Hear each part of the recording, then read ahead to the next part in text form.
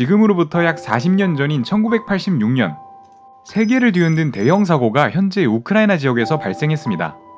체르노빌 원전 폭발 사고였죠.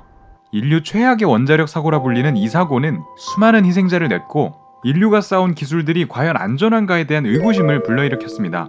같은 시기 독일에서 연구 중이던 사회학자도 이 소식을 듣고 큰 충격을 받습니다.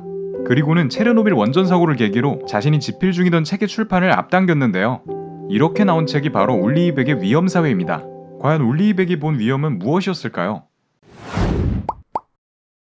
먼저 울리히백이 주목한 위험이 무엇이었는지부터 짚고 넘어가보죠. 위험의 사전적 정의는 해로움이나 손실이 생길 우려가 있음 또는 그런 상태입니다. 나쁜 결과가 발생할 수도 있지만 아직 발생한 것은 아닐 때 우리는 위험하다라는 표현을 쓰죠. 백은 산업사회의 위험에 주목했습니다. 그는 산업사회에서 부가 생산되고 분배되는 과정에서 위험이 커졌다고 설명하는데요. 당시 산업사회는 안전보다는 성장을 우선시하는 분위기였습니다. 위험은 단지 부를 만들어내기 위해 수반해야 하는 비정상적인 것이라고 여겼죠. 단 산업사회의 위험은 중요한 특징을 가지고 있었습니다. 바로 감내할 수 있는 것이어야 한다는 점인데요.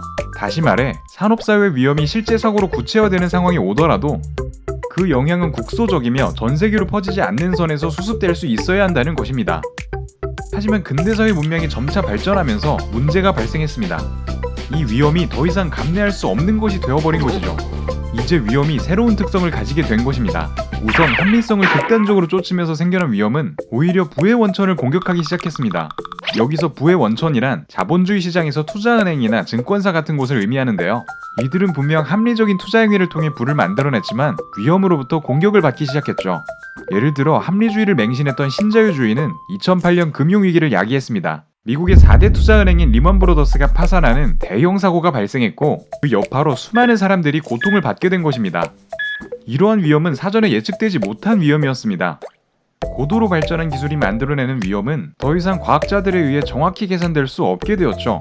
이전의 위험은 발생 이전부터 과학자들이 그 피해 규모를 충분히 예측할 수 있었으나 이제는 그것이 불가능해져 위험사회에 들어선 것입니다.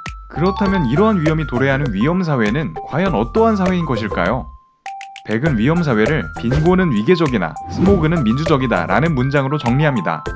여기서 말하는 빈곤이란 과거 산업사회에서 나타난 위험을 대표합니다. 산업사회에서 하층 계급 노동자들은 위험한 공장이나 광산에서 일을 하는 과정에서 언제 다칠지 모르는 위험에 맞서야 했습니다. 또한 충분하지 못한 임금을 받으면서 굶주림을 감내해야만 했습니다. 그러나 본인들이 소유한 공장의 노동자들을 고용하면서 직접 일을 할 필요가 없는 자본가들은 그러한 위험을 맞이할 일이 없었죠. 이렇게 산업사회에서 빈곤이라는 위험은 단지 위계적으로 영향을 미쳤습니다. 하지만 지금은 어떨까요? 현재 위험사회에 속한 모든 사람들은 평등하게 위협을 받고 있습니다.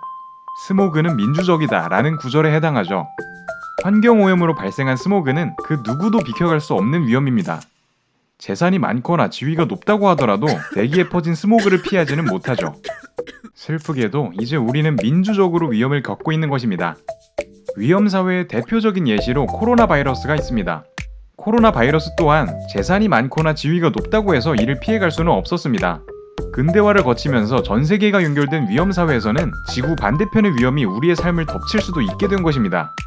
그렇다면 백은 어떻게 이 문제들을 해결해야 한다고 보았을까요? 백은 우선 합리성에 대한 반성이 필요하다고 주장했습니다. 이성과 결과 중심적 사고로 이루어진 합리성에 대해 다시 한번 생각해보자는 것이죠. 그는 합리성에 기반한 근대화가 더 이상 위험사회를 키우도록 놔두면 안 된다고 말했습니다. 그리고 성찰적 근대화라는 새로운 방식의 근대화를 대안으로 제시했죠. 성찰적 근대화란 합리성이 초래한 현 상황의 문제점을 직시하고 깊이 반성하면서 새로운 시대를 여는 것을 의미합니다. 백은 성찰적 근대화를 위해서는 합리성이 만들어낸 제도와 기술이 위험을 생산한다는 사실을 인지하고 이에 대한 비판적인 목소리를 끊임없이 내야 한다고 강조했죠. 그런데 너무 막연하죠? 그래서 구체적으로 어떻게 해야 한다는 걸까요? 그는 성찰적 근대화를 실현시킬 수 있는 두 가지 구체적인 방법도 제시했습니다. 첫 번째는 성찰적 과학발전입니다. 성찰적 과학발전이란 말 그대로 지금 가는 방향이 정말로 올바른 방향인지 성찰하면서 추구하는 과학발전입니다. 그동안 과학은 어떠한 대상에 객관성을 부여해왔습니다. 예를 들어 증기기관이나 화약, 핵융합 등은 그 자체로는 객관적인 과학일 뿐이죠. 그러다가 과학자들은 위험을 더 이상 감내하지 못하는 수준까지 끝없이 발전시켜왔습니다. 하지만 울리히백은 이제는 과학자들도 과학에 부여한 정당성을 의심하고 성찰하면서 과학 발전에 임해야 한다고 주장했습니다. 더 이상 중요한 결정이 과학자들에 의해서만 이루어져서는 안 되며 일반 시민들도 그 결정에 참가해야 한다고 덧붙였죠.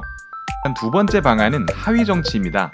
하위 정치는 의사결정에서 정치인들이 아닌 시민이 주체가 되는 정치 행태입니다. 환경오염에 반대하는 여러 시민단체들이 정치적인 목소리를 내는 것이 그 예시에 해당하죠. 그는 정치인들이 각종 제도들에 부여한 정당성의 의도가 무엇인지 의심해야 하며 중앙정치기구인 의회에만 정치를 맡겨서는 안 된다고 주장했습니다. 여기까지가 올리이백이 설명한 위험과 위험사회의 특징 그리고 해결 방안에 대한 이야기입니다. 2019년 12월 한 국가에서 시작되어 지구촌으로 퍼져나간 코로나 유행은 긴 시간 동안 전 세계에 많은 고통을 주었습니다. 2022년 2월에 시작된 러시아 우크라이나 전쟁도 아직 끝나지 않았죠. 이에 더해 경기 침체 위기가 전 세계적으로 확산되고 있습니다. 수많은 위기 상황이 범지구적으로 우리를 위협하고 있는 지금 40년 전 등장한 위험사회의 내용을 다시 생각해 볼 필요가 있어 보입니다. 우리는 위험사회 속에서 어떻게 살아야 할까요? 지금까지 올리이백의 위험사회였습니다. 감사합니다.